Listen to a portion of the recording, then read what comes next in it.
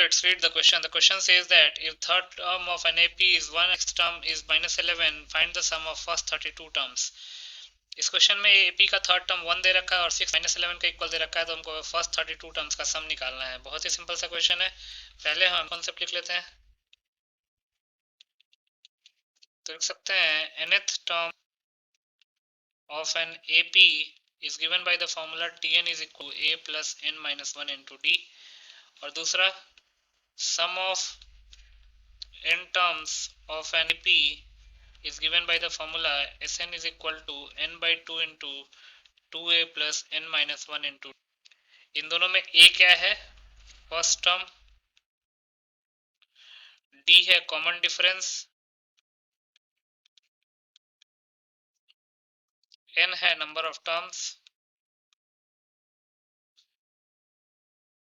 तो इसी दो की कॉन्सेप्ट को यूज करके इस क्वेश्चन को सॉल्व कर लेते हैं।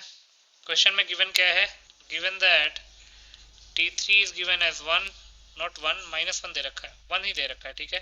और t6 क्या दे रखा है? t6 दे रखा है माइनस 11। तो मान late a be the first term and b be the common difference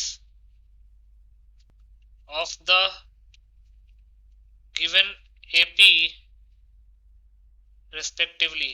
given AP का फर्स्ट टर्म है उसको हमने a मान लिया और कॉमन डिफरेंस d मान लिया।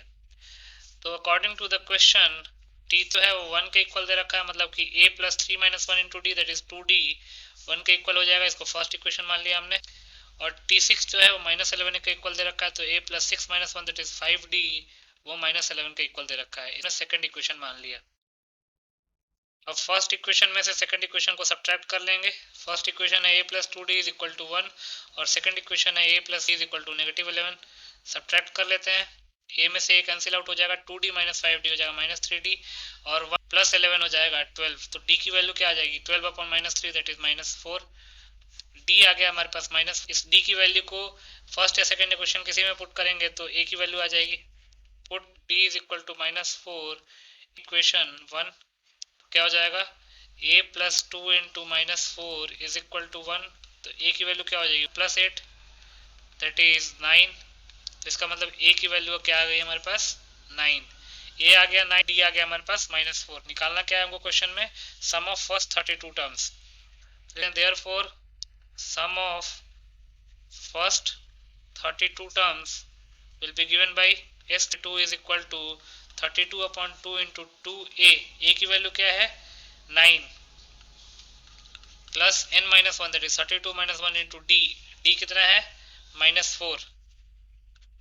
इसको सिंप्लीफाई कर लेते हैं। 32 अपॉन 2 होता है 16, 2 into 9 18 plus 31 minus 4 31 into minus 4 तो जगह 16 into 18 minus 4 into 1 4 into 3 12।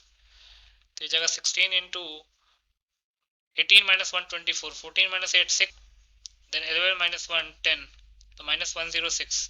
Multiply करते हैं 16 इंटू 6 96, 16 इंटू 1 16, तो माइनस 1696 जो है वो हमारा रिक्वायर्ड सम आ जाएगा। तो यहाँ से लिख सकते हैं hence minus 1696 is the required sum. So minus 1696 will be the final answer. I hope you understood it well. Best of luck.